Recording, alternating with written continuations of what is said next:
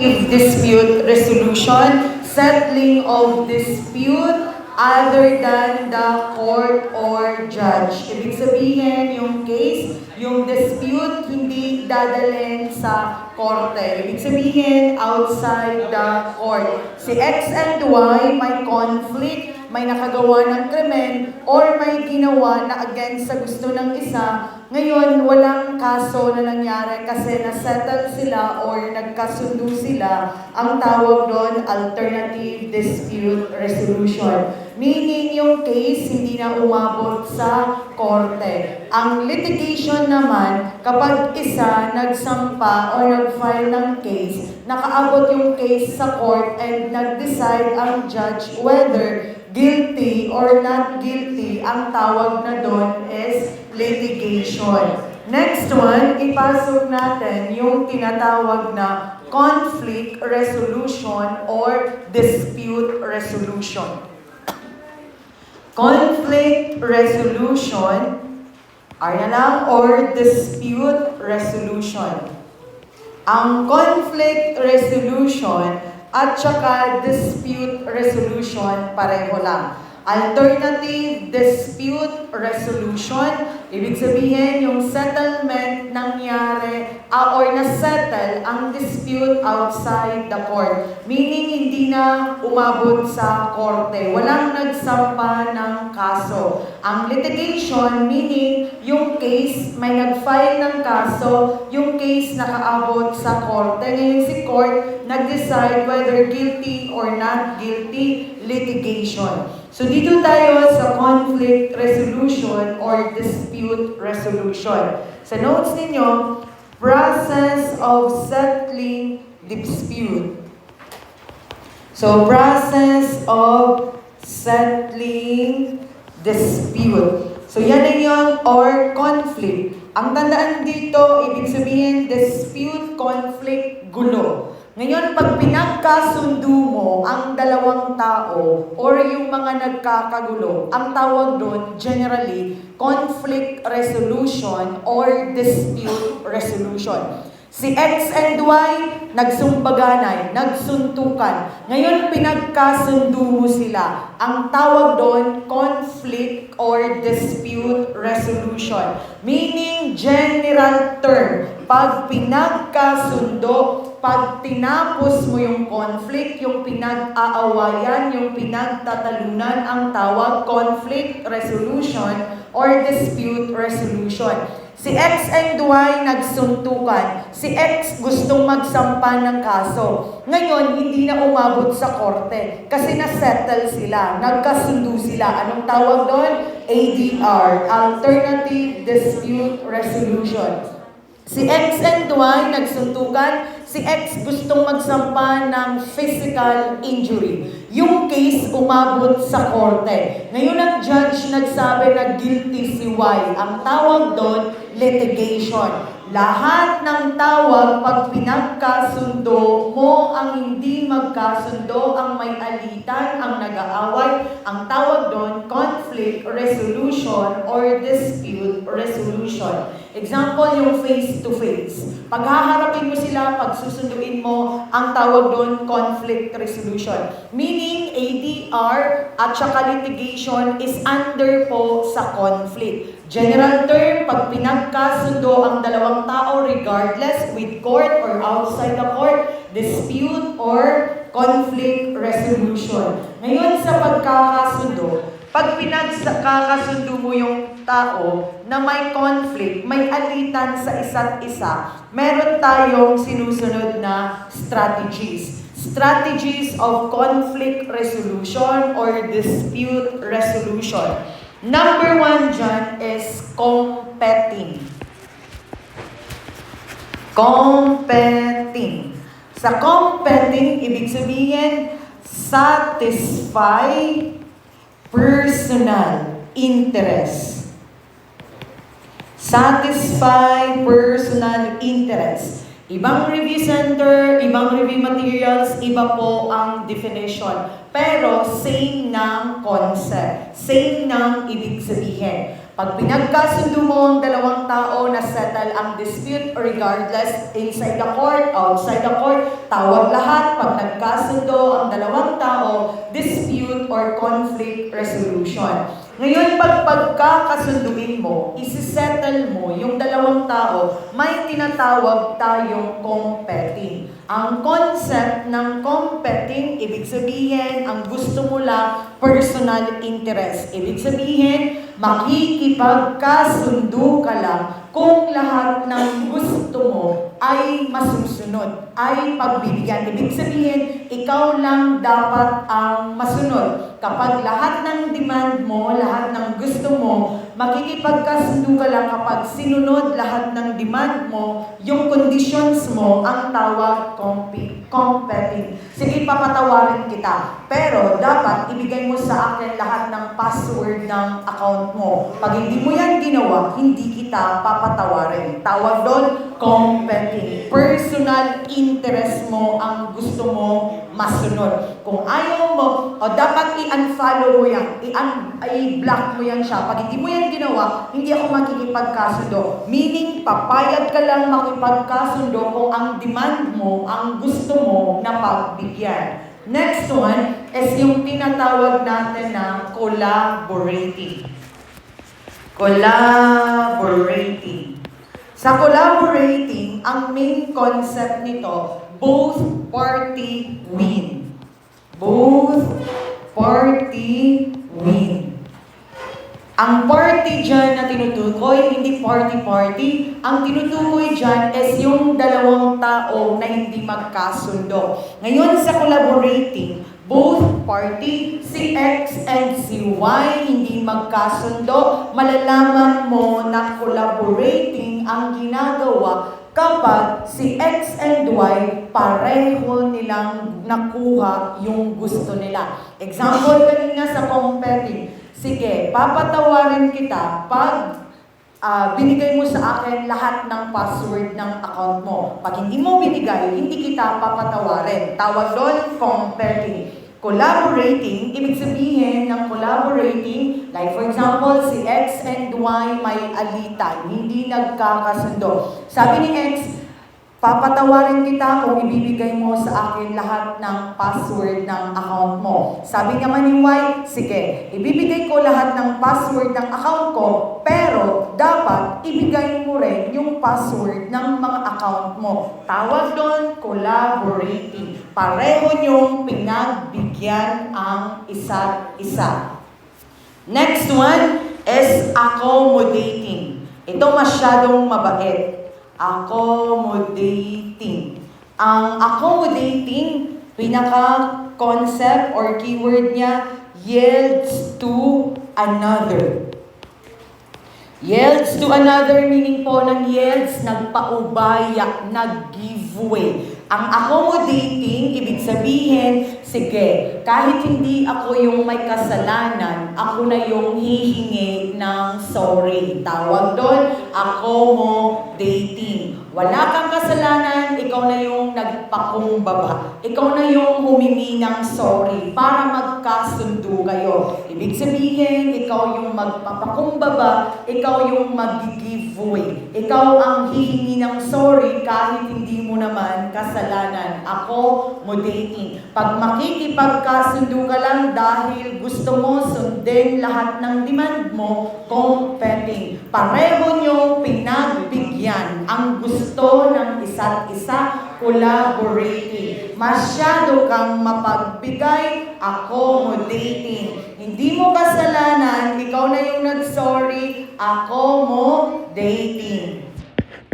Ito humihina yung mga second voice ko dyan. May tatlo, minsan nagiging isa na lang. So next one is yung tinatawag natin na accommodating, competing, at isa is yung tinatawag natin na compromise. So dito sa compromise, accommodating, yield to another. How about sa compromise? Next, last dyan is yung tinatawag natin na avoidance. So dito sa compromise, ano naman yung tinatawag na compromise? Accommodating yield to another. Ang collaborating, both party wins. Pareho yung pinagbigyan ang isa't isa. Ngayon, collaborating and compromise, pareho po ng concept. Both party wins, both party win and give up a little. Yes, yun na yun. Ibig sabihin, parehong nakuha ng hindi magkasundo yung gusto nila, pero at the same time, pinagbigyan din nila na may give up sila sa mga consideration nila para lang magkasundo sila. Collaborating, nagkasundo kayo. Compromise, nagkasundo kayo, at the same time, give up. May pareho kayong sinacrifice. Pinagbigyan nyo yung isa't isa. Tawag doon, compromise. And avoidance, kung si accommodating yields to another, ibig sabihin, pinagbigyan mo, ikaw na yung nag-sacrifice, ikaw na yung nagpaubaya. Ang tawag doon, accommodating. Avoidance, one or both party. So one or both party suppresses conflict. One or both party suppresses conflict. Ibig sabihin, para hindi lumaki ang gulo, ikaw na lang yung umiiwas. Kaya nga, avoidance. Avoidance, ayaw mong lumaki yung gulo, ayaw mong mas magka-problema, kaya umiwas ka na lang sa gulo. Tawag doon, avoidance. Nagkasundo lahat ng tawag, pag pinagkakasundo yung may conflict, may hindi pinagkakaunawaan, may hindi pagkakaintindihan, conflict or dispute resolution. Pag na-settle yung dispute sa korte, sa tulong ng judge, litigation. Outside the court, alternative dispute resolution. So itong mga na-discuss natin is a strategy of conflict or dispute resolution.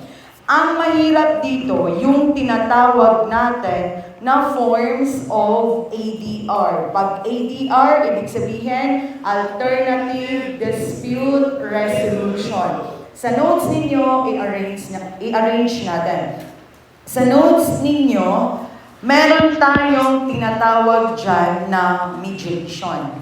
So last time, mediation and arbitration ang lumabas. So dito tayo sa mediation. Ibig sabihin, dahil yung mga i-discuss natin dito are forms of ADR, ibig sabihin, lahat ng nandito are na-settle yung conflict outside the court. Walang involvement ng judge. So dito tayo sa mediation.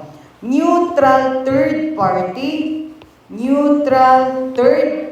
hindi kabet, hindi cheater. Ibang third party. So neutral third party, lagay muna natin lahat, facilitates, or kung hindi facilitates, help. Ayan, so neutral third party, facilitate, or pwede rin gamitin help. Ang isa, assist. Assist both party. Ang party po na tinutukoy dito is yung mga tao na may alitan. Ngayon sa mediation, kasi ito yung mahirap sa dispute, para makuha yung concept nila, tatandaan mo kung paano pinagkasundo yung dalawang tao or grupo. So sa mediation example, X and Y, sila yung both party. So example ito. So dito na lang kasi sila malapit. X and Y, sila yung both party. Ibig sabihin, sila yung both party na tinutukoy dyan, sila yung may alitan. Si X, si Y, may alitan, may conflict. Ngayon, papasok si neutral third party. Ang neutral third party, ako. Kasi ibig sabihin, hindi ako involved sa alitan nila. Ang gagawin ko lang, pagkakasunduin ko lang sila. Pero, malalaman mo na mediation ang tinutukoy kung ang role ko lang dapat is mag-facilitate, i-make sure na sila nagsuntukan. Or dapat help. Or it's either, ang role lang dapat nung magkakasundo sa kanila, it's either facilitate, kung hindi facilitate, help, kung hindi help, assist. Ibig sabihin, yung magkakasundo sa dalawang tao na may alitan, dapat ito lang na tatlo na ito ang role nila. Kahit isa lang dyan sa kanila. Ang madalas gamitin dyan is facilitate and help. So itong tatlo, facilitate, help, at saka assist, automatic po, ginagamit lang kay mediation. So kung nagkasundo ang dalawang tao may alitan, sa tulong ng neutral third party, na ang role lang ng neutral third party, it's either mag-facilitate, mag-help, at saka assist. Ang mediation, decisions are based on both party. Ang both party na tinutukoy dito, yung dalawang tao po na pinagkakasundo. Meaning, balikan kasi ito yung mahirap sa mediation. Ang mediation, malalaman mo na siya ang tinutukoy kapag ang role ng nagkasundo sa inyo, facilitate, help, or assist. Ngayon, magkakasundo kayo, depende pa rin kung pareho kayong papayag. Meaning, nakadepende pa rin ang desisyon sa both party. Kasi nga, ang role lang ng mediation is ng neutral third party, mag-facilitate, mag-help, at saka assist. All in all, magkakasundo pa rin kayo, depende sa desisyon nyo dalawa. Kasi si neutral third party, hindi po siya makikialam. Ang tanging role niya lang para magkasundo sila, assist, help, at saka facilitate. So dito, effective yung keyword kasi facilitate, help, at saka assist, gagamitin lang kay mediation. Meaning, magkaiba po ang magsasuggest.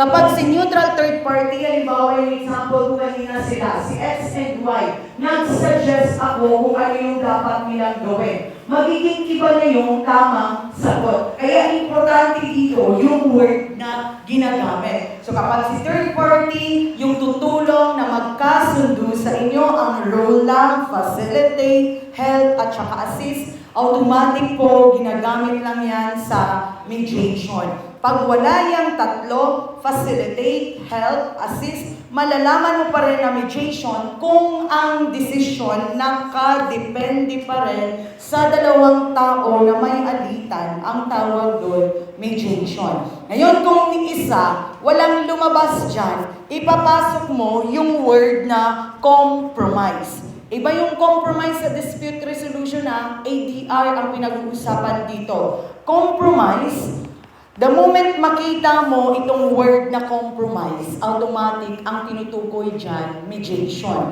So compromise, two or more person come to, iba po ang conspiracy sa CLJ. Two or more person come to an agreement during mediation. Ibig sabihin, kapag nagkasundo yung dalawang tao na may alitan sa mediation stage pa lang, ang tawag natin doon, compromise. Ang compromise na term, gagamitin lang sa mediation. So dito sa forms of alternative dispute resolution, tatandaan lang kung ano yung role ng neutral third party. Pag si neutral third party yung nagkasundo sa inyong dalawa, ang role niya lang kahit alin lang sa tatlo, facilitate, assist, at saka help, automatic ang ADR na tinutukoy, mediation. Pag during mediation, nag-agreement, nagkasundo kayo, automatic ang tawag doon, compromise. Sa mediation, ang decision, ang masusunod pa rin is the both party. Kung sino yung hindi nagkakasundo, dito sa mediation, sila pa rin ang masusunod. Depende pa rin sa kanila kung magkakasundo sila or hindi. Next one is yung tinatawag natin na conciliation. So, conciliation. Ang conciliation, usually, nangyayari sa barangay level. So, ito siya, settling of dispute. So, settling of dispute at barangay level. Ibig sabihin, kapag nagkasundo kayo sa barangay level pa lang, ang tawag doon, dinala kayo pareho sa barangay, pinatawag kayo pareho sa barangay. Ngayon doon sa barangay level, nagkasundo kayo, nagyakapan kayo, nag-shake hands kayo, ang tawag doon, conciliation. So, maliban sa barangay level, ang role, ano nga ang role ng neutral third party sa mediation? Assist, help, and facilitate. Dito, ang neutral third party suggest. Kapag nagbigay na siya ng suggestion kung anong dapat niyong gawin para magkabati kayo, ang tawag na doon na ADR is conciliation. Pag si neutral third party hindi nag-suggest, tumulong lang siya na pag nagkita kayo, hindi kayo magbubugan, hindi kayo magsuntukan, ang tawag na mediation. Ngayon, kung nagbigay ng solusyon, si neutral third party, nag-suggest siya kung anong dapat niyong gawin, ang tawag doon, conciliation. Sa conciliation, saan kayo pinagkakasundo? Usually sa barangay level. Sa barangay level, pinaka-basic na lumabas na tanong. Sa barangay level, meron tayong tinatawag na lupon tagapamayapa at pangkat tagapagkasundo. So, lupon tagapamayapa and pangkat tagapagkasundo. So, lupong tagapamayapa and pangkat tagapagkasundo. So, dito, pangkat tagapagkasundo. Pareho to sila pag tagapagkasundo. So, pareho to silang nakikita sa barangay level. Ang lupong tagapamayapa, a group of men created to settle amicable dispute. Ibig sabihin, sa barangay level, ang tawag sa magkakasundo sa inyo, lupon tagapamayapa. Ang kinwestiyon dati, how many members do we have in lupon? Sa lupon, not less than 10, but not more than 20 members. Hindi pwede na 10, 20 lang ang tatandaan mo. Kasi that time, nung lumabas siya, parehong 10, 20 ang nasa choices. Specific sa batas, not less than 10, but not more than 20 members. Kapag nagkasundo kayo sa barangay level, anong form ng ADR? Conciliation. Ang tawag sa magkakasundo sa inyo sa barangay level, lupon tagapamayapa. Ang lupon, ang members niya should be not less than 10 but not more than 20. Next one, kailan papasok sa eksena ang pangkat tagapagkasundo? Again, uulitin ko, lupon at saka pangkat, nakikita lang yan sa barangay. So, ang pangkat tagapagkasundo, papasok lang siya sa eksena if the lupon failed to settle dispute. So, if the lupon failed to settle dispute, meaning pumalpak si lupon, hindi niya kinaya, hindi nila na kayang pagkasunduin yung both party. Ngayon, ang kukuha ng case, is the pangkat tagapagkasundo. Papasok lang sa eksena ang pangkat tagapagkasundo kapag hindi na-settle yung dispute, yung alitan sa lupon na stage. Lahat ng yan under sa conciliation. Conciliation, saan pinagkakasundo? Sa barangay level. Anong role ng neutral third party? Magbigay ng suggestion. At the same time, anong tawag doon sa magkakasundo sa inyo sa barangay level? Lupong tagapagmayapa. Members, not less than 10 but not more than 20 members. Papasok lang ang pangkat tagapagkasundo kapag ang lupon nag-fail na pagkasunduin sila. Tinanong sa ibang batch, duration. Gaano katagal? Gaano katagal isi-settle ang dispute sa barangay level? Automatic po sa barangay level, meron tayong 15 days na duration. 15 days duration. Ayan, so bibigyan sila ng 15 days na ma-settle yung dispute. So lahat ng yan under sa conciliation. Role ng neutral third party, mag-facilitate, mag-assist, mag-help. Anong ADR ang tinutukoy? Mediation. Pag nagkasundo kayo sa mediation level, anong tawag? Compromise. Sa conciliation, ang duration na ibibigay sa barangay is 15 days. Nag-failed ang lupon na pagkasunduin kayo, papasok ang pangkat tagapagkasundo. Next one, arbitration. Arbitration. So, ang arbitration is under sa alternative dispute resolution. Ang dapat lang tandaan dito, yung role po ng neutral third party.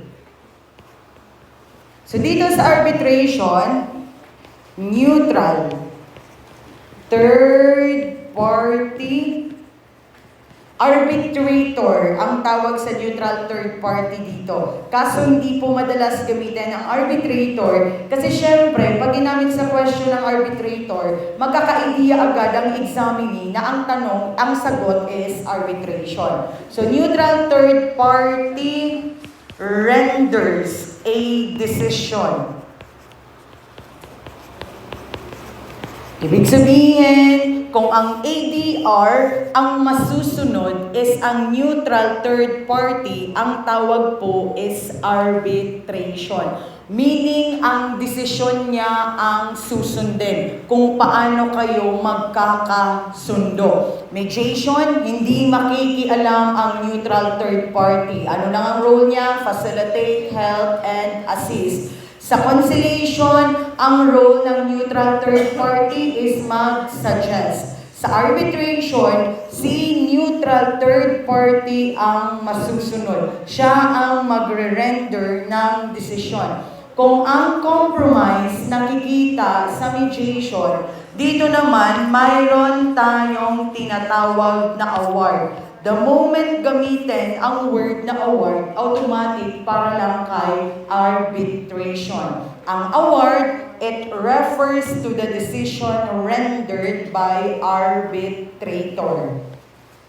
So it refers to the decision rendered by the arbitrator. So kung ang masusunod is the neutral third party, depende sa desisyon niya, yung dapat niyong gawin para magkasundo kayo, ang tawag doon, arbitration. Ang desisyon ng neutral third party dito, tinatawag natin na award. Award, the moment gamitin, ibig sabihin, arbitration na po ang tinutukoy. Award, ito yung desisyon na binigay ng arbitrator. Ang arbitrator, yung neutral third party sa arbitration. Mediation, mediator, ang tawag sa third party. Nung lumabas to last time, ang nilagay, arbitration panel and arbitration tribunal. So, ang sagot doon, arbitration panel. So, arbitration panel and arbitration tribunal. So, arbitration panel, arbitration tribunal. So, dito, equivalent po siya ng lupon tagapamayapa at pangkat tagapagkasundo. Meaning, kaya nga panel, tribunal, kasi nga group of people yung magkakasundo sa'yo. Malalaman mo na arbitration panel yung ginagawa pag yung arbitration sa prosecution level. So, prosecution level. Ibig sabihin, yung arbitration ginawa sa level pa lang ng prosecution. Tawag doon, arbitration panel. Pag naman yung arbitration, yung neutral third party nasa barangay level, arbitration na neutral third party nagbigay ng desisyon, barangay level pa lang. Ang tawag na arbitration tribunal. Pag nagbigay ng suggestion, barangay level, conciliation. Pag nagbigay ng desisyon, nasa barangay level, nagkandak ng arbitration, ang tawag arbitration tribunal. Arbitration panel kapag yung arbitration nangyari sa prosecution. So yun ang kaibahan ng mediation at saka arbitration. Neutral third party, nagbigay ng suggestion, anong ADR ang ginagawa? Conciliation. Si neutral third party, nag-render ng decision, arbitration. Neutral third party, facilitate, help, assist, mediation. Nagkaroon ng agreement na settle na kayo during mediation level, anong tawag? Compromise. Ang nagkasundo sa inyo during arbitration level, sa barangay level pa lang ang tawag, arbitration tribunal. Prosecution level, arbitration panel. Next one is yung tinatawag natin na court annex mediation at court referred mediation. So, tandaan itong concept, nasa notes niyo yung definition nito. So, court annex mediation. So, court, double N yan ha, dikit lang. So, court annex mediation and court referred mediation. Annex ito, double N lang. Court referred mediation. So, dito tayo sa CAM, Court Annex Mediation, and CRM, Court Referred Mediation. Ibig sabihin, this pertains to mediation na sa court level. Ang Court Annex Mediation, dyan sa definition niya sa notes ninyo, ilagay natin yung concept muna, conducted under the auspices of court. So, conducted under the auspices of court. Court referred naman, conducted upon violation of such agreement. So, conducted upon violation of such agreement. Ibig sabihin, mediation. Balikan natin si mediation. Mediation, role ng neutral third party, mag-facilitate, mag-help, mag-assist. Ngayon, may mediation na ginagawa sa court level. Dalawa. Court annex at saka court referred mediation. Definition by the book, definition sa batas, definition dyan sa notes ninyo. Conducted, ang court annex, conducted under the auspices of the court. Meaning, si X at saka si Y may dispute. Si X, nagsampa ng kaso. Ngayon, nakaabot sa korte. Tawag natin doon, litigation. mediation. Si X and si Y nagkaalitan, si X nagsampa ng kaso, yung kaso nakaabot sa korte. Meaning, may hindi pagkakasunduan, tapos yung isa nag-file ng case. Yung case nakaabot ngayon sa korte. Ang sabi ng korte, bago ko kayo i-entertain, mag-undergo muna kayo ng mediation. Meaning, sa court annex, nagsampa ka ng kaso, yung kaso nakaabot sa korte, pero ang judge, ang court, nag-suggest, nag-recommend na mag-undergo muna kayo ng mediation. Hindi ko i-entertain ang case ninyo kung hindi kayo dadaan sa mediation. Kaya siya tinawag na conducted under the auspices of court.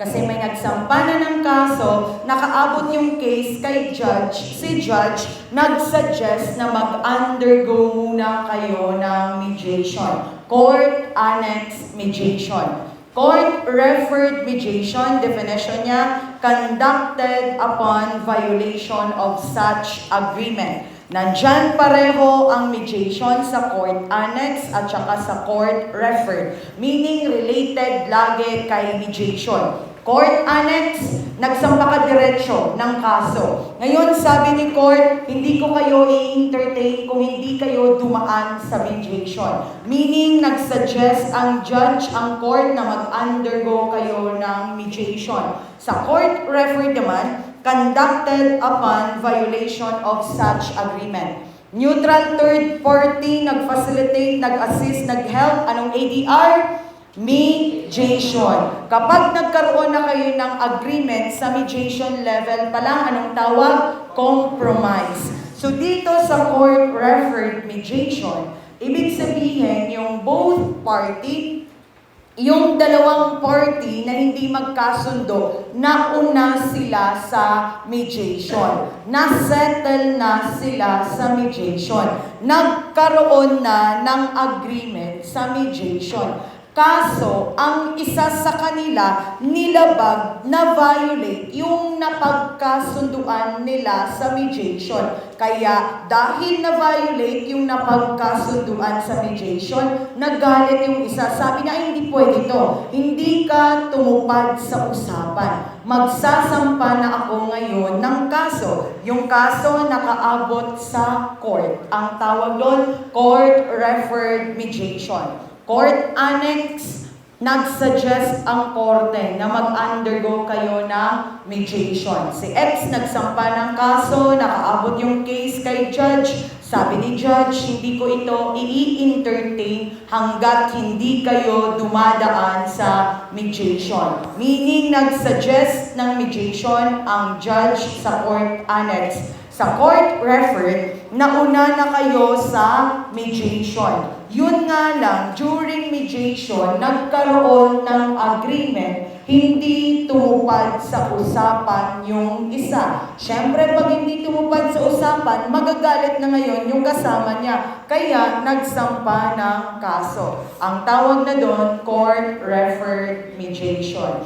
Nasettle kayo sa barangay level kasi nagbigay ng suggestion ang neutral third party, conciliation. Arbitration na nasettle sa barangay level, arbitration tribunal. Arbitration na settle sa prosecution level, arbitration panel. Court-referred, nauna ang mediation, nalabag lang ang agreement, kaya nagsampa ng kaso. Court annex, diretso ka nagsampa ng kaso, pero nag-suggest na mag-undergo kayo ng mediation ang judge. So yun yung kaibahan ng court annex at saka court referred. Maliban sa mediation, arbitration, conciliation, court annex, court referred, meron tayong tinatawag na negotiation.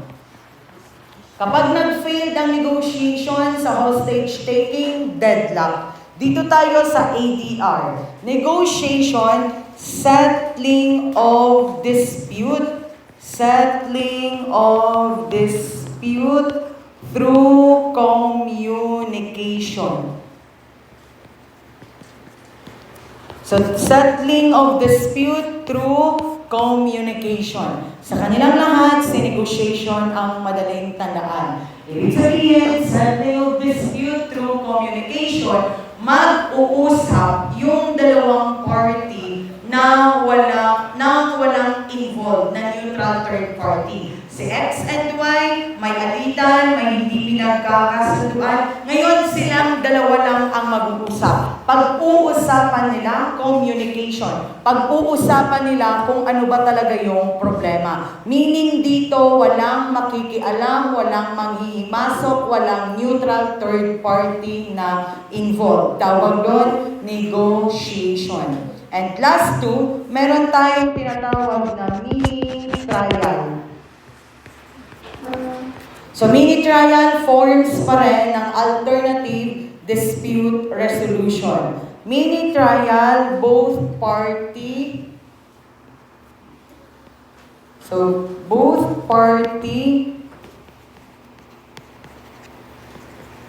undergoes with a panel.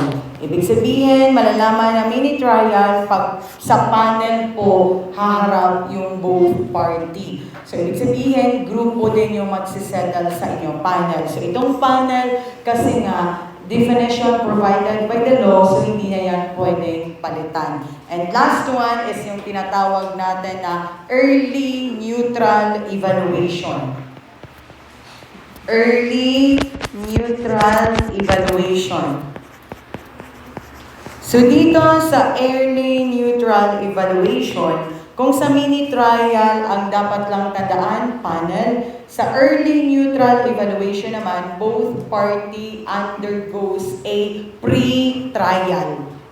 So both party undergo or dadaan muna sila sa pre-trial. Both party undergo a pre-trial.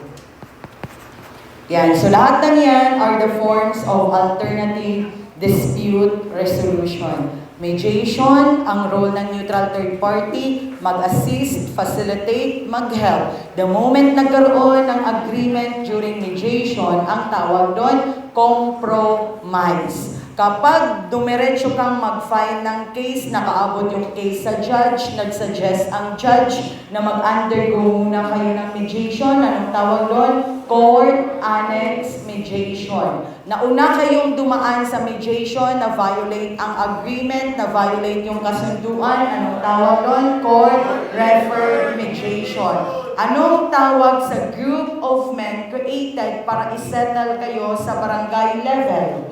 Lupon, Tagapa, Mayapa. Members of the Lupon, not less than 10 but not more than 20. Duration ng settlement sa barangay, 15 days. Pag na-settle kayo sa arbitration sa barangay level, anong grupo yung nag-settle sa inyo? Arbitration Tribunal. Pag sa prosecution level, arbitration panel. Pag nagkasundo kayo dahil gumawa ng desisyon yung neutral third party, anong tawag? Arbitration. Anong tawag sa desisyon na ginawa ng neutral third party sa arbitration? Award. So meaning ang award, gagamitin lang sa arbitration. Sa negotiation, walang involved na neutral third party. Kasi nagkasundo lang kayo by means of communication. Mini trial, nag-undergo kayo ng panel. Early neutral evaluation, pinaka-keyword niya, hindi na pwedeng palitan, nag-undergo kayo ng pre-trial. And of course, last one sa dispute is yung tinatawag natin na restorative justice at saka retributive justice. So, restorative justice.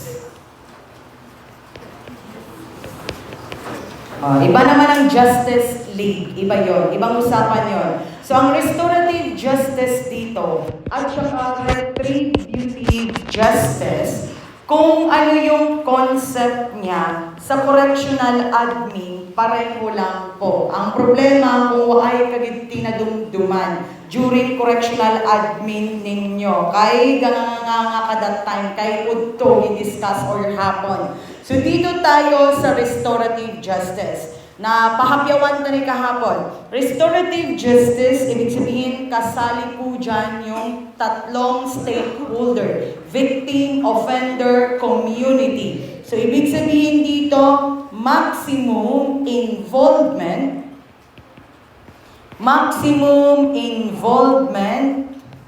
of victim, community, and offender. Maliban dyan, restorative, mga 2024 na questions ito. Maliban dyan sa restorative, ano nga ang purpose nito? To repair. Basta ang purpose, to repair, restore, and healing. So lahat ng yan gagamitin lang sa restorative justice. Retributive justice naman, ang retributive justice gagamitin lang, ang retributive justice, ang pinaka-focus nito is focuses on punishment. Ibig sabihin, pag nakagawa ng krimen, bigyan mo ng punishment. Maliban sa punishment, to shame. Ibig sabihin, ipapahiya mo yung victim, yung offender, and suffering. Ang purpose, to shame or suffering. Dapat magdusa ang suspect kasi nga nakagawa siya ng krimen. Kaya sa correctional admin, mga ancient, mga traditional na penalty dati, branding or marking, yung hot iron, tatatakan ka dito ng kriminal sa noo mo. Ang tawag doon, suffering, kasi under sa retributive justice. Magnanakaw, lalagyan ng karatula sa katawan at iikot sa barangay para makita ng lahat na may tatak siyang magnanakaw. Ipapahiya mo yung magnanakaw. Kasi ganun dati yung penalty. Pag nagnakaw ka ng manok, magsusuot ka or may karatula ka, karton ka, maglibot ka sa barangay. Nagnakaw ako ng manok. Yun yung nakasulat sa karatula. Then iikot ka sa barangay. Ang purpose nun, ipapahiya ang suspect or ang criminal. Tawag doon, retributive justice. Purpose nga ng crisis management, salvare vitas. Ibig sabihin ng salvare vitas, to save lives. Top priority, masasabi mo lang na successful ang negotiation kapag walang namatay. Hindi namatay si victim at si offender. Anong syndrome nga kapag si hostage victim nanlaban sa hostage taker? London syndrome. Develop unique relationship, victim and hostage taker. Stockholm syndrome. Si hostage taker develops sympathy sa hostage victim. Lima syndrome. Non-cooperation with the police. Sige nga, ayaw makipag-cooperate sa police.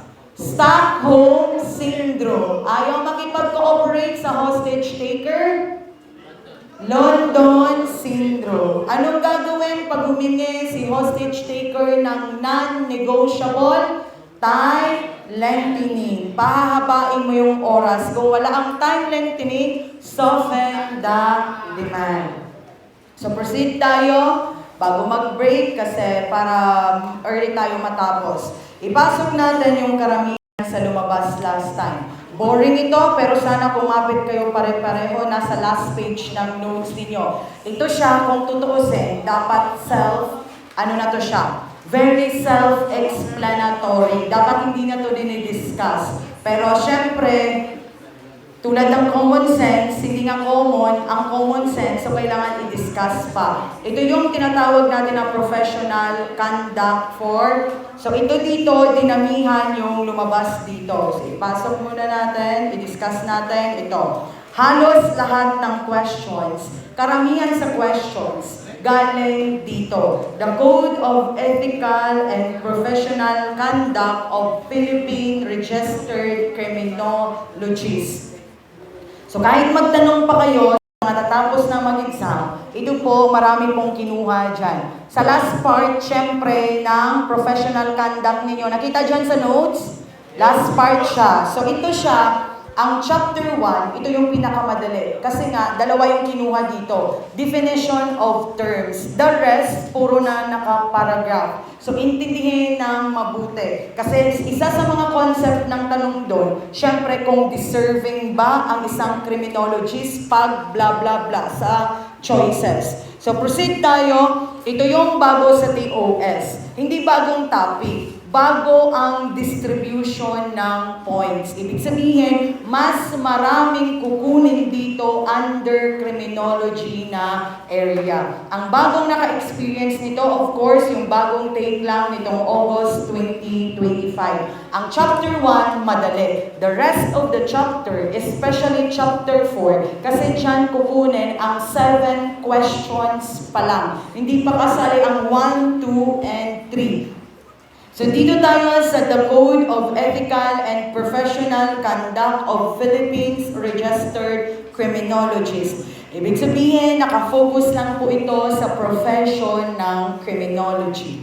So dito sa chapter 1, meron tayong tinatawag na AIPO. AIPO stands for Accredited Integrated Professional Organization. Naka-red dyan, of course, yun yung i-highlight nyo sa notes ninyo kasi yun yung concept niya. Ibig sabihin, one and only national organization of criminologists. Meaning, lahat ng criminologists dito sa bansa natin, ito yung organization, ito yung grupo. Ang tawag, Accredited Integrated Professional Organization. Mag-ingat minsan sa Google kasi nga ito galing mismo sa Board of Examiner natin. Sa Google minsan, ang binibigay nilang definition, iba. So, ang sundin yung nasa notes ninyo. Kung bulayog ka, dito ka sa Google, kay mali to dito. So, dito tayo sa Accredited Integrated, ibig sabihin,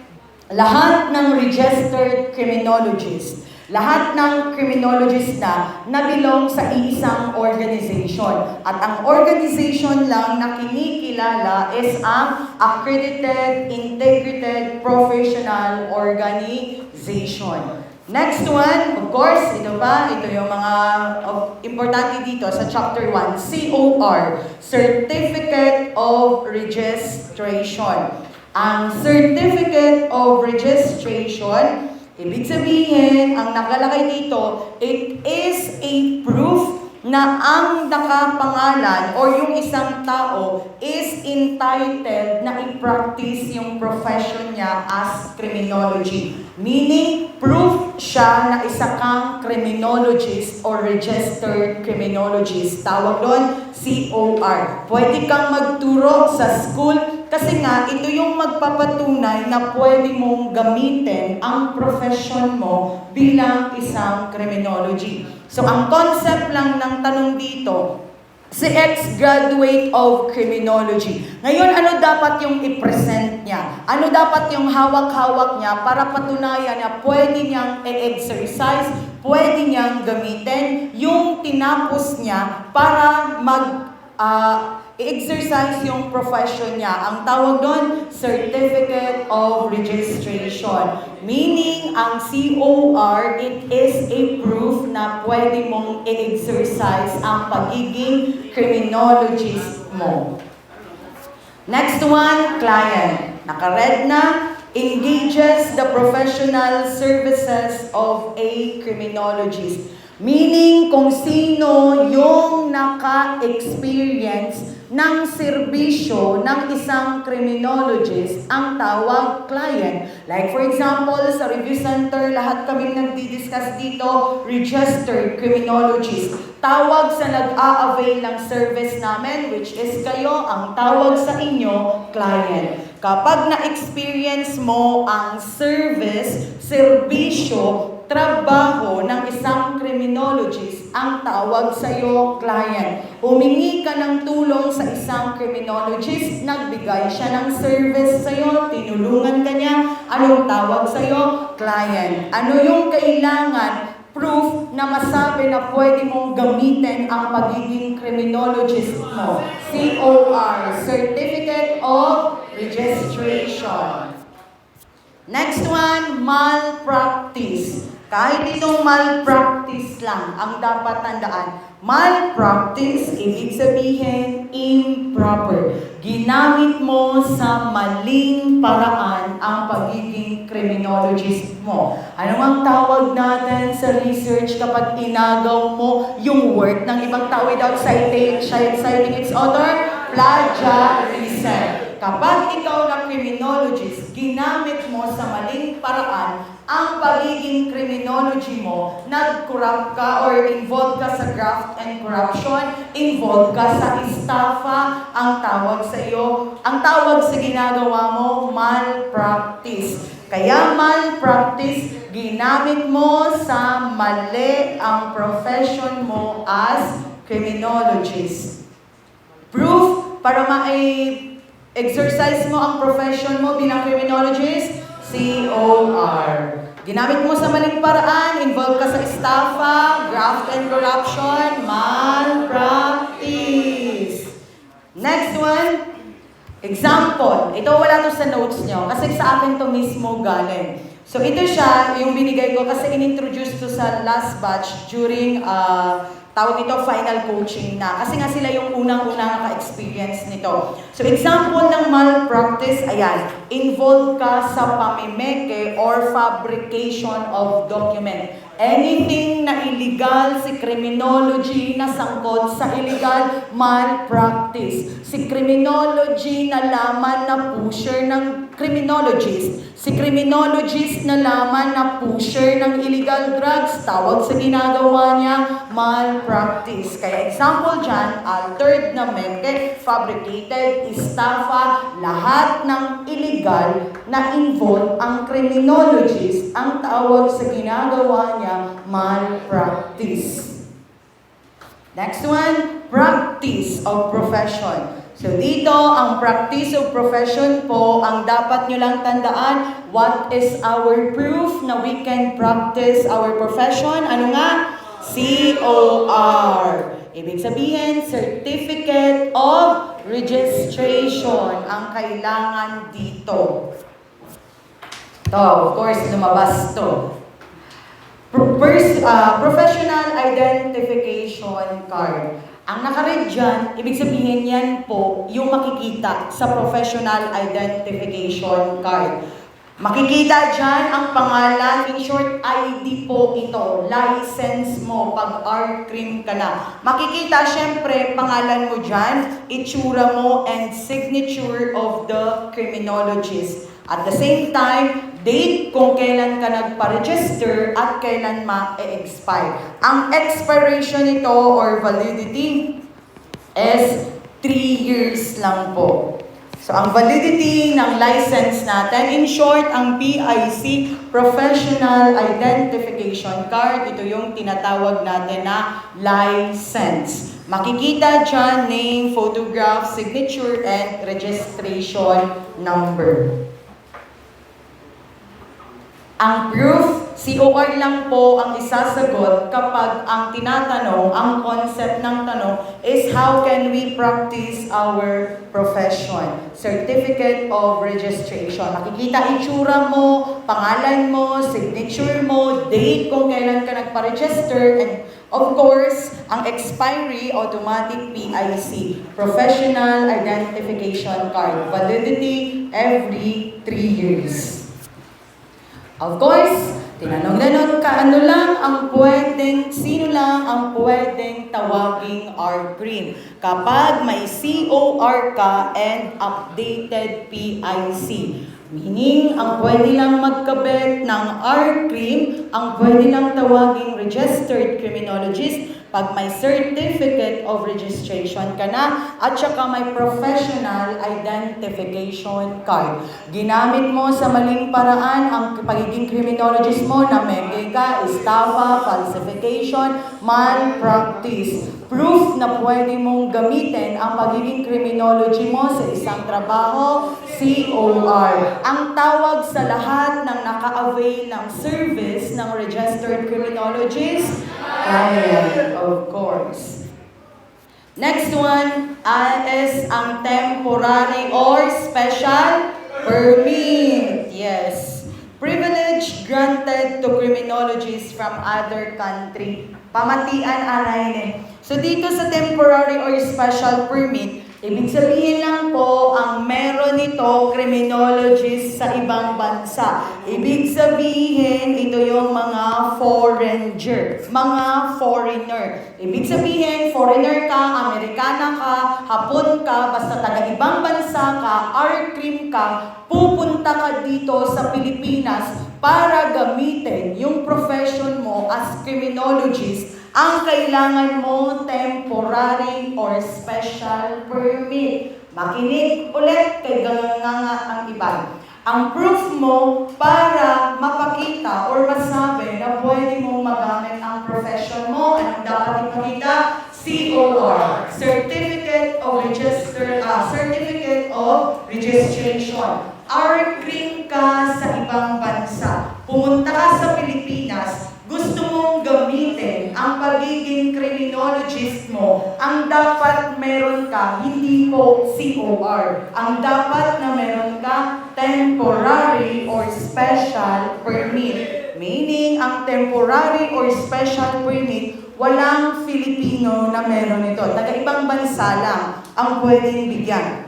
For example, AFAM ka. Criminologist ka sa ibang bansa. Pumunta ka dito sa Pilipinas, magtuturo ka sa mga criminology student. Ang dapat meron ka, temporary or special permit. Validity, UN nagtanong, ma'am, dahil tinatawag siyang temporary permit or special permit sa ibang review center, ibig sabihin temporary siya, may expiration siya. So kailan daw, ano daw ang validity ng temporary or special permit? Sa RA 11131, meron lang po tayo 1 year. 1 year and pwedeng ma-extend. Depende sa Board of Criminologists. So, ang temporary or special permit po, makukuha lang or ibibigay lang sa criminologist ng ibang bansa na gustong i-practice ang pagiging criminologist niya dito sa bansa natin.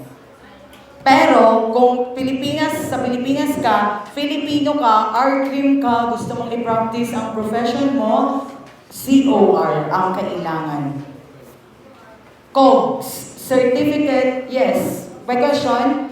Di ba tama po ang isang permit sa other country? Ay, okay. So ito, tinanong din sa akin yan sa ibang review center. Ma'am, kung ngayon, sa Pilipinas, si foreigner na registered criminologist, gusto niyang i-exercise dito ang magiging criminologist niya, bibigyan siya ng temporary or special permit. Tayo naman na registered criminologist sa ibang bansa, depende po kung may batas din silang ganito. So, ibig sabihin, kung R-Crim ka, pupunta ka ng USA, wala silang batas na ganito. Ibig sabihin, hindi mo pwedeng exercise doon ang pagiging R-Crim mo. Meaning, board exam nila doon sa criminologist ang iti-take mo. Like for example, sa nursing. Nakapasa dito, nursing student siya, nakapasa siya, RN siya. Pagpunta niya ng ibang bansa, specifically US, kailangan niya pa rin pong mag-take ng board exam ng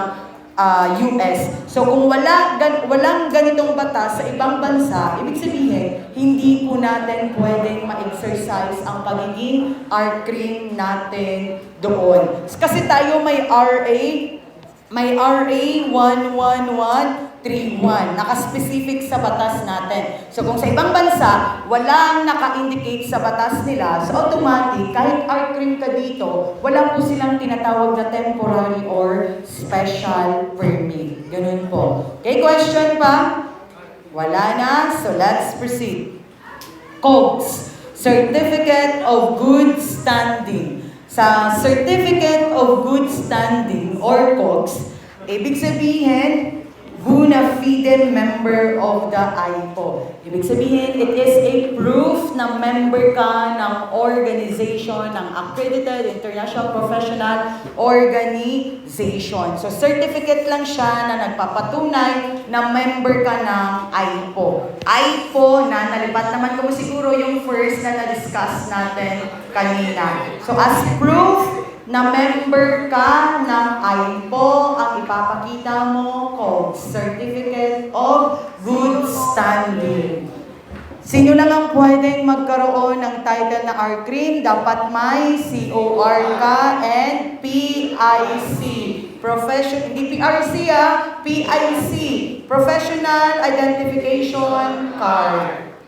So, yon ang chapter 1. Dito tayo sa medyo mahirap. Are common sense, top knowledge, kung paano mo naintindihan yung concept. So sa akin, nung binigay ko itong PowerPoint sa mga nag-take, of course, nandyan yung mga example. Kasi yun yung makakatulong sa inyo. Pag, syempre, same pa rin lumabas sa inyo yung professional conduct. So dito sa section 1, makikita nyo na yan sa notes ninyo, respect for law. So how can we say na ang isang criminologist is nare-respect ang batas? So dapat lahat ng nasa subcategory ng section 1 pasok. Like for example, how can we say na legal, moral, at ethical conduct yung pinapakita ng criminologist? So yan, don't worry, bibigyan ko kayo ng example, wala na sa inyong notes kasi akin to personally. Although akong nag-combine yan. So ibig sabihin, masasabi mo lang na ethical or legal, moral, yung pinapakita ng criminologist pag hindi po siya nadadala sa suhol. So ang pinaka-example niyan is bribe. Hindi tumatanggap ng suhol ang isang criminologist.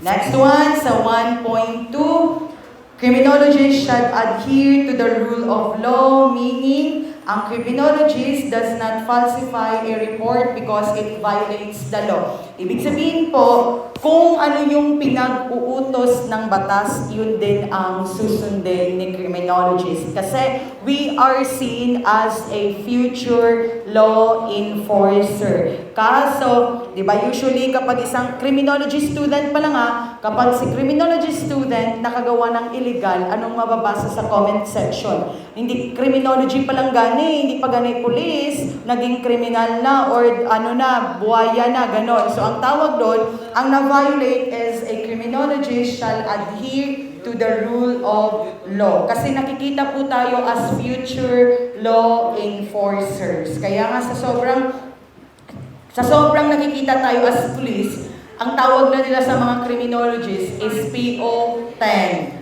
So dapat mag-serve tayo as a good example in following the rule of law. Next one, respect and protect human rights. So obvious naman siguro, common sense na, bulayog lang hindi ka kuwasin na. Ibig sabihin, kapag nga mag-a-aresto ka, ano yung babasahin sa'yo? Miranda Doctrine or Miranda Rights. Meaning, sa lahat ng kinakandak mo, kapag ginagawa mo yung trabaho mo, automatic, ino-observe mo yung rights ng client mo. Next one, Section 2. Public Service and Social Responsibility. Title ng Section 2, proceed tayo sa mga example. Kung ang moral, legal, and ethical na action ng criminologist is walang bribery na involved, so dito tayo sa dignity, fairness, and sincerity. So how can we say that? Automatic, nandyan. Ibig sabihin, equal treatment ang pinaka-main concept dito. Kaya nandyan sa example, without bias. Ibig sabihin, wala kang kinakampihan, wala kang favoritism, equal treatment. So like for example, dito sa review center, hindi naman pwede ay do alingangay tsura sa inyo, hindi na rin pagtutluan na, pabayida ka. So hindi yun pwede. Kasi dapat kung ano yung service na binibigay sa isa, ganun din sa lahat. Ari, gagangangan naman siya na to, malakat lang yung sa review center, kag magpalamig-lamig, pabayin na siya, abay tayo, hindi ka pasa. So hindi yun pwede. Bias po yun. So dapat equal treatment.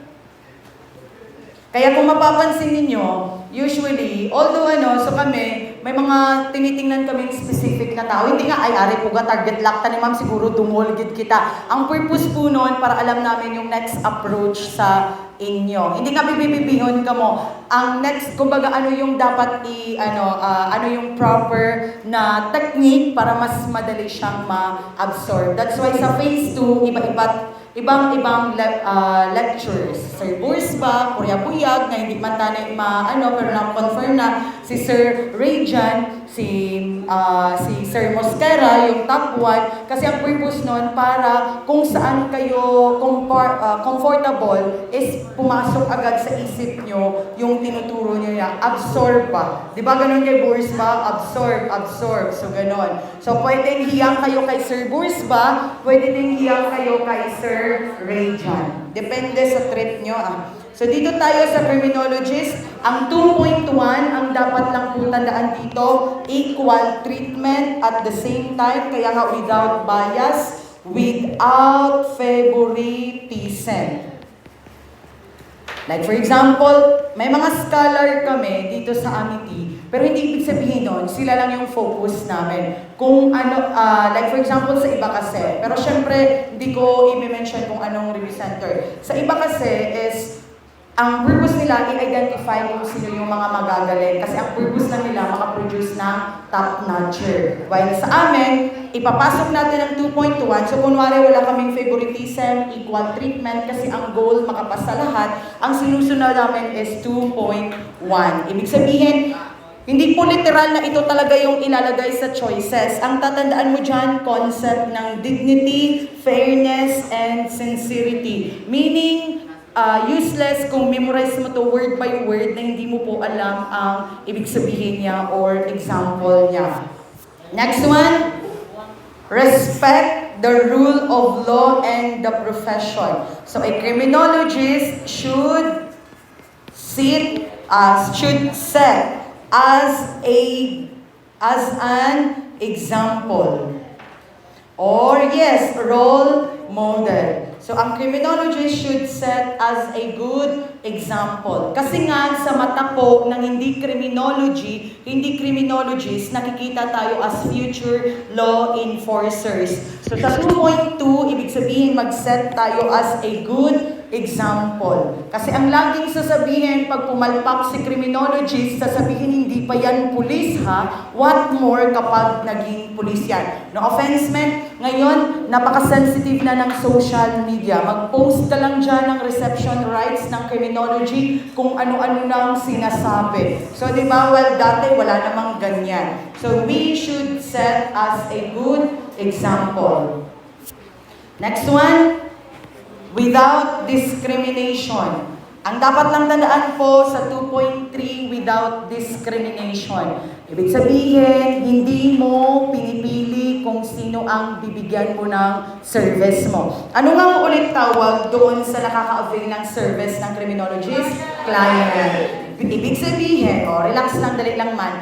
Ibig sabihin, hindi mo pinipili kung sino lang yung bibigyan mo ng service mo. Like for example, kasi lahat kami walang review center ng criminology na hindi criminologist. Kasi po, dapat ang nagmamay-ari, RCRIM. So lahat po ng review center sa Pilipinas na nag-o-offer ng review for criminology, lahat yan, RCRIM ang may-ari or nakapangalan sa RCRIM. Ngayon, halimbawa, may nagpa-enroll sa amin, ay, taga-SKSU, hindi tani pagdawaton, kaya mga bulay, ogma na. So, hindi yun pwede. Kasi ibig sabihin, ng without discrimination, pinipili mo lang kung sino ang bibigyan mo ng service. Pag pinili mo lang kung sino yung binibigyan mo ng service, ito yung na-violate mo.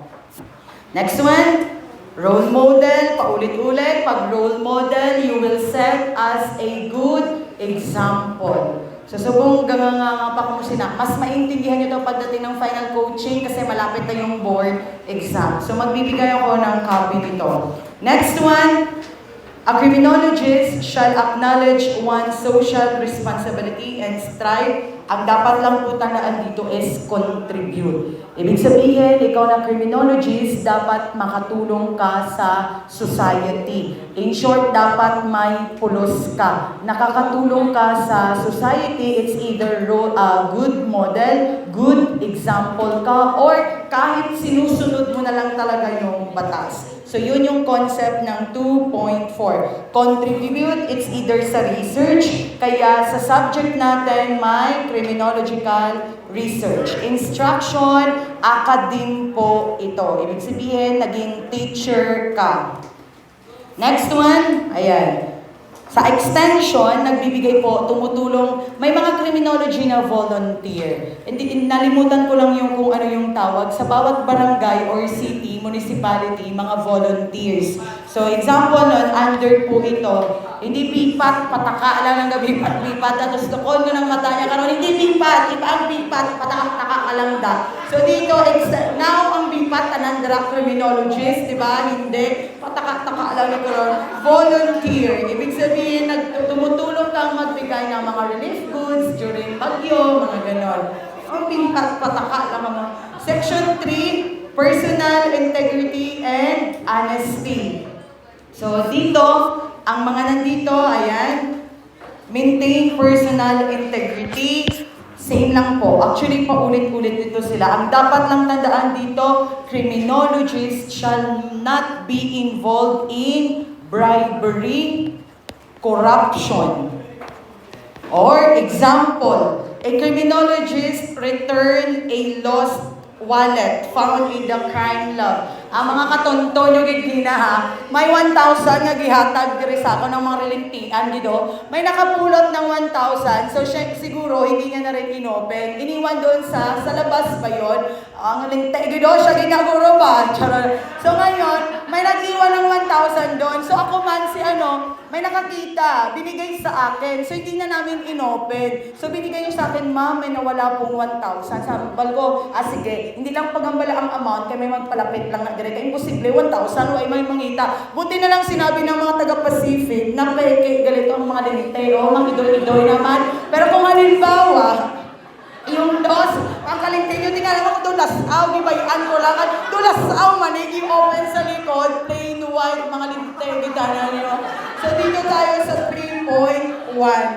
So dito, ibig sabihin, an example nun, ang pinapakita is, first, yung nagbigay sa akin ng 1,000, hindi tong bulay o na nagbigay sa 1,000 na peke. Yung nagbigay sa akin ng 1,000, pag criminologist na, ang pinapakita is personal integrity. Na, tulas lagi na, pero gibayan ko lang, kay gadalit man ko. Next one, 3.2.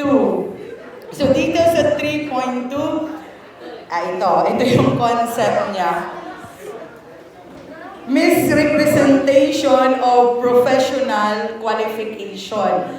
Ibig sabihin po, hindi mo pipikein ang credentials mo. Ano nga yung proof na pwede mong i-exercise ang profession mo? Certificate of registration. Ngayon, pag hindi mo pineke, pag mamay-ari ng iba, ang pinapakita dyan is avoid misrepresentation of professional qualification. Example nito, ibig sabihin, hindi ka po gagamit ng credentials, certificate, TOR, diploma na hindi mo pagmamay-ari. Example, nag-trending ito sa Facebook, pero actually wala akong pake. Gagawin ko lang siya example. Hindi ako against, wala akong i-mention na review center. Yung isang review center, sabi nila, ang sinasabi nila sa mga reviewees nila, top-notcher, yung lecturer nila. Ngayon na-found out ng kabilang review center din na hindi pala totoong top-notcher, yung nagle-lecture sa kanila sa specific na area. So anong pinapakita doon? Yung ginagituin mong tao, kiniklaim mo na top-notcher ka, pero hindi ka naman pala top-notcher. Ang tawag po doon, misrepresentation of professional qualification. Gihambal mga apo, kuya, graduate ako, summa cum laude pag college. Pero in reality pala, sumasampung taon ka sa college. So, misrepresentation. Pineke mo ang credentials mo. Next one, may mga example na doon, ini-explain ko lang. A criminologist shall avoid any conflict of interest that should compromise professional integrity or create the appearance of impropriety. So a criminologist declines to handle a case where a relative is involved to maintain impartiality. Ibig po sabihin kasi ito yung trend ngayon, pero hindi ako against. Conflict of interest po, example nito, yung mga dean. Kasi ito yung trending ngayon. Ang dean program chairperson, lagi pong may kukunin sa kanila ang mag-take ng board exam. Yun yung tinatawag natin na Certificate of Good Moral Character. Ngayon ang conflict of interest po, example, pag si dean may specific na review center na gustong pasukan nung student niya, conflict of interest po yun. Hindi yun pwede. Kasi personal interest yun. Hindi mo bibigyan ng good moral character yung isang bata kasi hindi siya nagpa-enroll doon sa review center na gusto mo. Kasi may per head po yan na kota-kota. Pwede 500, 1,000 per head. So, ang tawag doon, personal interest po yun, hindi yun pwede. Kaya nga may batas na pag hindi binigay ni Dean ng program chair ang good moral, hinold ang TOR mo, hinold ang papers mo para hindi ka makapag-take ng board exam. May batas po na nagpoprotekta sa bata. Pwede kang pumunta kahit saan mo gustong review center, pag gusto ka, basta mag-review ka. Next one, chapter 3. Tapusin lang natin bago tayo mag-break. Dasigan nyo lang ang break nyo ha, kaya para maka-proceed tayo and makauwi tayo agad. So chapter 3, duties to the criminology profession. So sa chapter 3, halos nandyan na lahat. Sa chapter 3, 1.1. So kaya nga boring siya. Kaya depende sa inyo na mag-take ka mo kung basahon nyo or hindi. Kaya hindi ko man pwede ka mo piliton kag ingud-ngud mga itsura nyo dira sa review materials ninyo. So sa chapter 3, criminology shall protect the profession from person. Ibig sabihin po, malpractice. Ibig sabihin, pag hindi ka criminologist, hindi ka pwedeng magturo ng criminology. Pag hindi ka criminologist, hindi ka pwedeng maging, tawag nito, examiner. So, ito siya, dito napapasok yung tinatawag natin na malpractice. Ibig sabihin, it's either si criminologist, ginamit niya yung pagiging criminology niya sa maling paraan, or si criminologist, hindi qualified na i-practice yung isang profession. Ano nga ang proof? Maliban sa malpractice, ano nga yung kailangan as a proof na kailangan mong ma-practice ang profession ng criminologist? COR. Kung so yun, nag-intindihan mo, automatic ito, basic na sa imo. Next, enthusiasm, dedication for the profession. Ibig sabihin, you are proud. You are happy. Ibig sabihin, proud ka, confident ka, self-satisfaction na criminologist ka. Kaya nandiyan na, proud yung ginamit na term or excited. Hindi mo ikinakahiya ang pagiging criminologist. Next one, faithfully observe the oath. Ibig sabihin, kung ano yung sinumpaan mo, is yun din ang i-observe mo. Ano nga ang certificate ang nagpapatunay that you are a member of the IPO? Sige nga, kung na-remember pa, Certificate of Good Standing, COGS. Next one, a criminologist in the law enforcement agency shall abide. So paulit-ulit lang, ibig sabihin po kung ano yung code of ethics, yun din ang sinusunod ng criminology. Next tayo. So ito, yung naka-red, ang dinidiscuss po dyan, dapat si criminology hindi ma-involve sa plagiarism. So madali na lang siya kasi kaya nga, pag copyright, legal protection given to the author. So madali na lang siya kasi natapos na natin ang research. Next one. Forensic practitioner, nandyan commitment to scientific principles and truth. Ang ibig sabihin lang po niyan, mula pa kanina ko pa sinasabi, hindi dapat ma-involve sa falsification, estafa, forgery ang isang criminologist. Sa industrial security naman, ibig sabihin, pag ang trabaho mo related sa industrial security, dapat maintain vigilance. So yan lang yung dapat tandaan dyan. Next one, professionalism. Pinaka-main concept ng 1.8, does not allow personal feelings.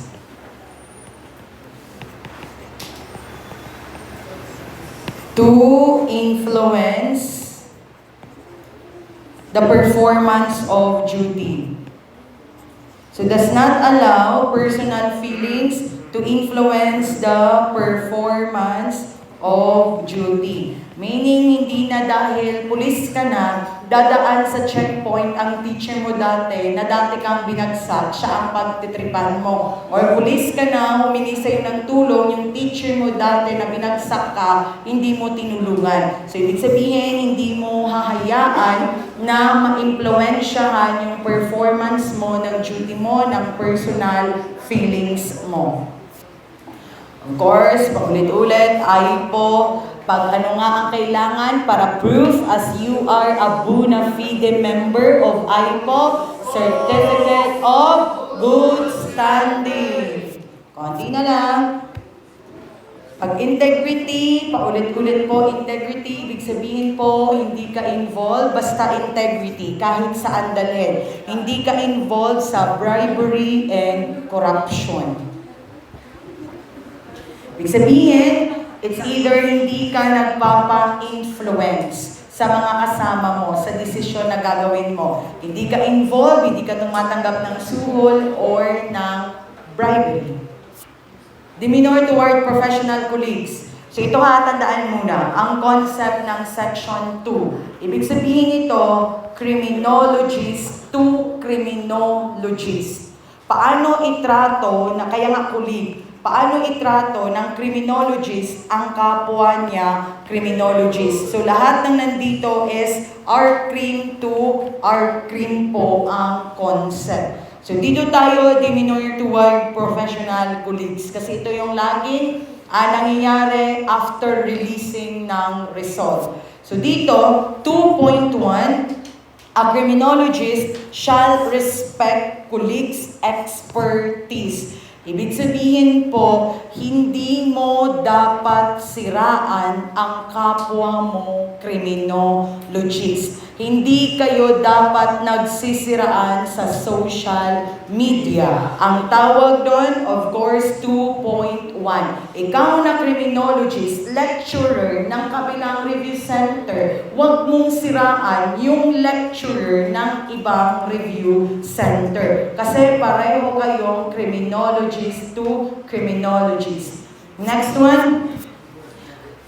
A criminologist shall endeavor to collaborate. So ito lang. Ibig sabihin, si criminologist dapat makipag-collaborate. Ibig sabihin ng collaborate is teamwork. Magtulungan dapat ang dalawa or grupo ng mga criminologist. Kaya mapapansin nyo sa bawat review center, example niyan, iba't ibang registered criminologist ang nagtuturo sa inyo kasi ang purpose nun, teamwork, nagtutulungan silang makapasa ang mga future criminologists. So, ibig sabihin dito, ang criminologist at saka criminologist should work together, collaborate, teamwork.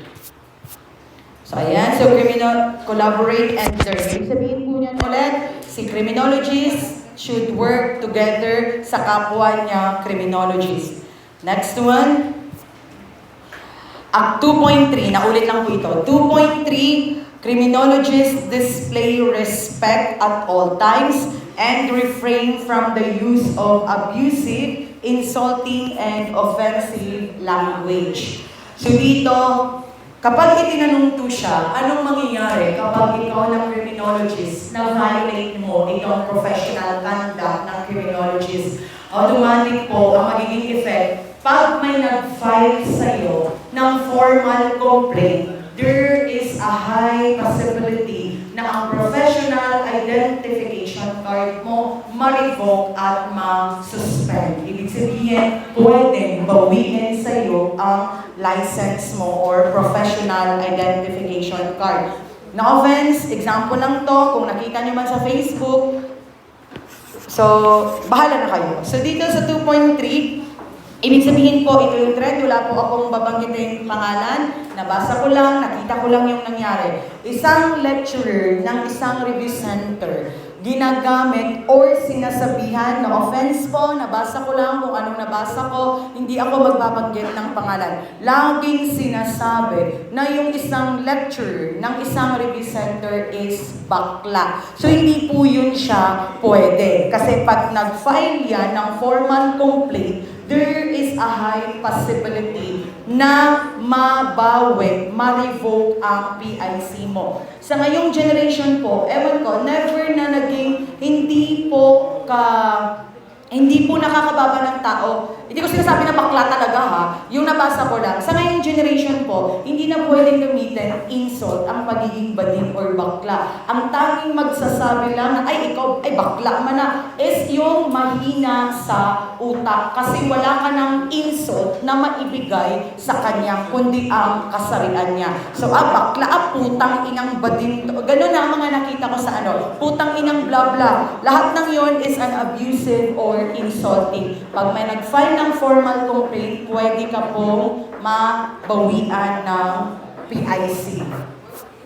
Next one, a criminologist. Same pa rin, ibig sabihin, maligning. Hindi mo po sisiraan yung honor, reputation ng kapwa mo criminologist. Si Amonay, bubo man to, ang criminologist to, wala man to kadudlo. So hindi po yan siya pwede. Hindi mo sisiraan ang kapwa mo criminologist. Yun yung according sa professional conduct. Pero ewan ko lang sa reality kung sinusunod yan. Lifelong learning.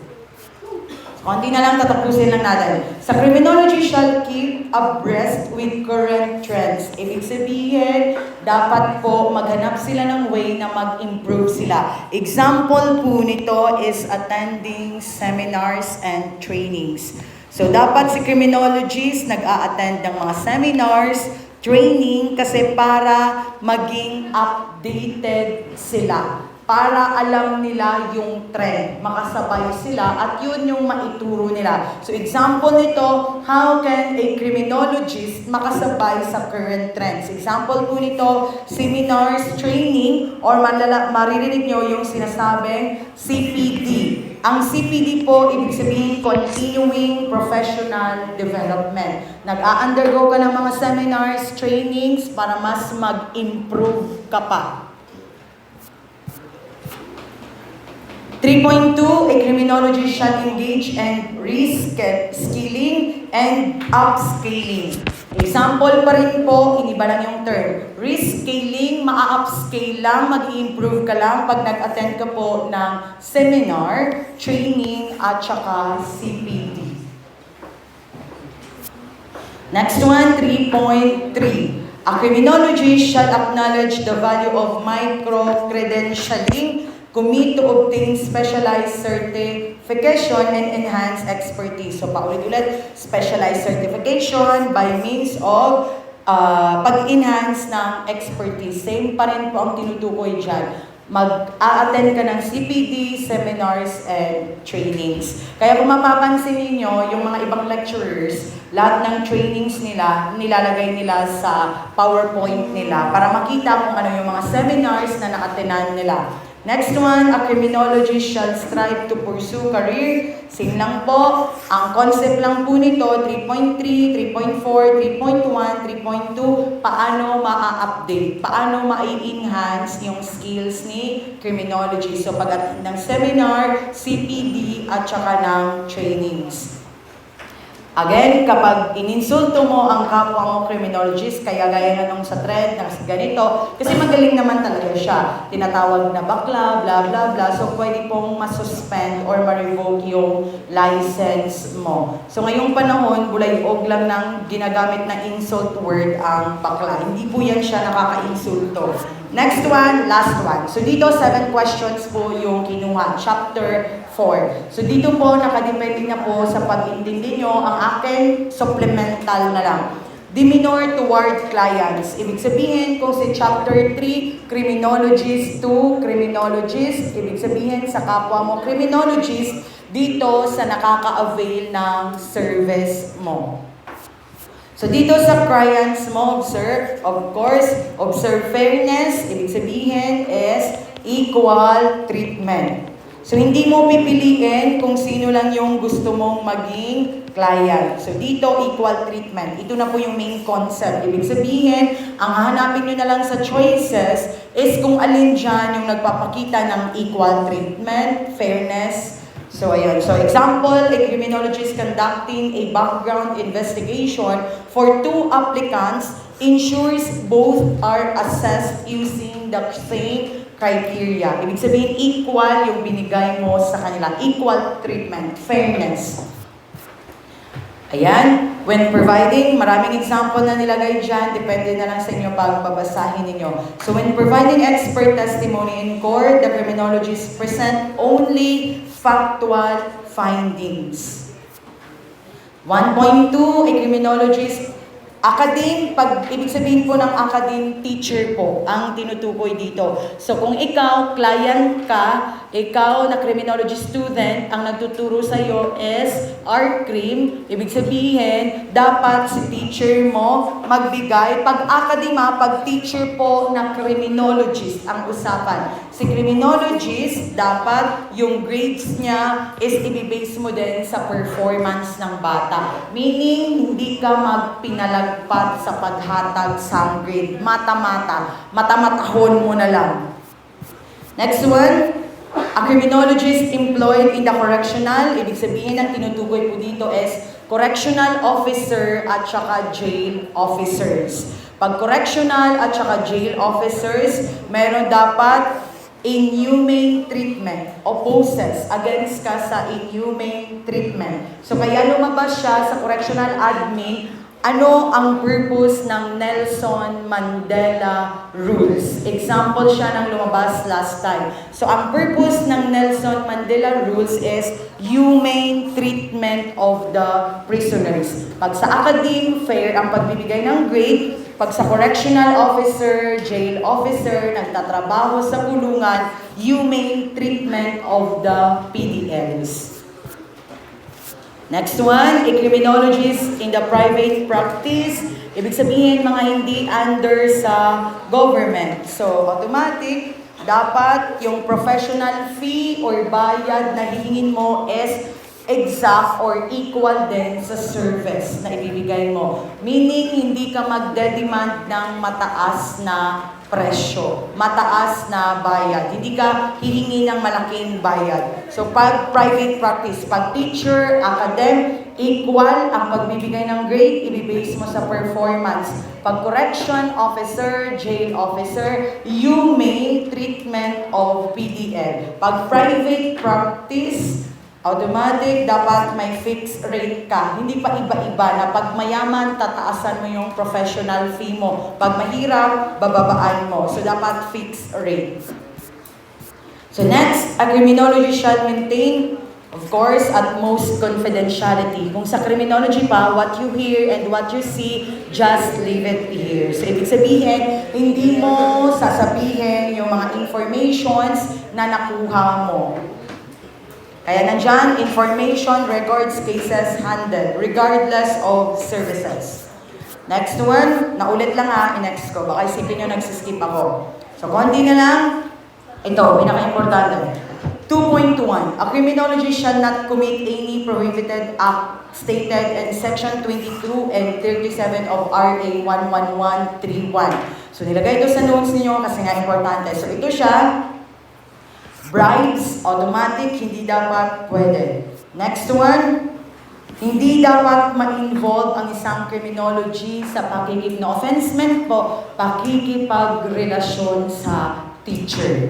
Next one, of course, hindi dapat ma-involve si criminology sa pag-leak ng exam. Kasi wala naman pong ganon. So lahat, tawag nito, hindi dapat ma-involve si criminology ng bribes, hindi dapat maging kabet si student ni teacher, and of course, mag-leak ng examinations.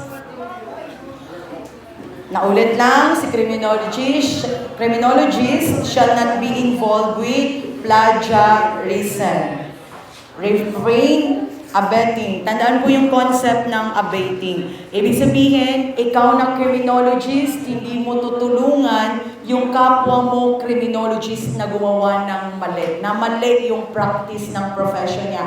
Meaning, ikaw na criminologist, hindi mo ito tolerate yung kapwa mo criminologist sa paggawa ng mali. Abating. So example, claiming to be a retired police officer to gain trust from clients despite never having served. A criminology siya na-assign. So ito lang po yung tandaan. Sorry, hindi ko na-highlight. Ibig sabihin, si criminologist, hindi niya po pwedeng i-perform yung isang trabaho na hindi naman si criminologist, hindi niya pwedeng i-assign yung trabaho ng criminologist sa non-criminologist. Kaya nga sa mga review center, majority na nagtuturo, puro lang registered criminologists. Kasi nga, future R-crims yung tinuturuan mo. So meaning, dito na natin ipapasok yung COR. Para patunay na kaya mong exercise yung isang profession, dapat may Certificate of Registration. Ano nga yung ibibigay sa foreigner para ma-exercise yung pagiging R-crim niya dito? Temporary or special permit. Validity? 1 year. So criminology, yes, with extension, depende sa PRD. A criminologist shall not engage in any, conflict of interest, na-discuss na natin kanina. Conflict of interest. Example, teaching in a university while covertly promoting a rival criminology review center to profit. So, may mga ganyan kasi. Kaya nga, yung iba, ini-encourage na dito mag-review na review center kasi ang purpose nila is personal interest. Per head yung nakukuha nila. Kada isang reviewee pumunta doon sa nirecommend nilang review center, 1,000 ang makukuha nila. Next. Of course, criminology shall not engage in the practice. Ibig sabihin po, hindi po pwedeng magturo, hindi pwedeng mag-exercise ng profession ang isang criminologist kung expired ang license, suspended, or revoked. Validity ng license, 3 years. Masususpend, marirevoke yung certificate mo kapag nalabag mo itong mga nandito. The moment po na-revoke, ibig sabihin, hindi mo na pwedeng mabawi.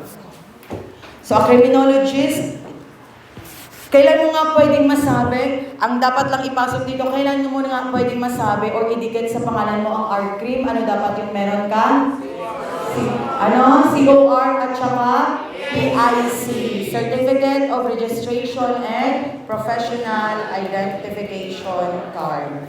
And last one, abet. Ano nga ibig sabihin ng abet? Ikaw na criminologist, hindi mo ito tolerate yung isang tao na i-practice sa maling bagay or maling profession yung pagiging criminologist. Kaya 2.9, a criminologist shall not abet, tolerate, or allow the illegal practice of criminology. Meaning, mali ginamit ng criminologist yung profession niya sa maling paraan, malpractice. Ikaw na criminologist, alam mo na mali yung ginagawa mo, so do not abet, do not tolerate. Huwag mong hayaan na gawin niya yun. So dapat i-prevent mo or pagbawalan mo. Okay, you may now have your 10 minutes break. Proceed tayo sa next subject. Yung nakasanayan natin na topic, misfeasance, malfeasance, non-feasance.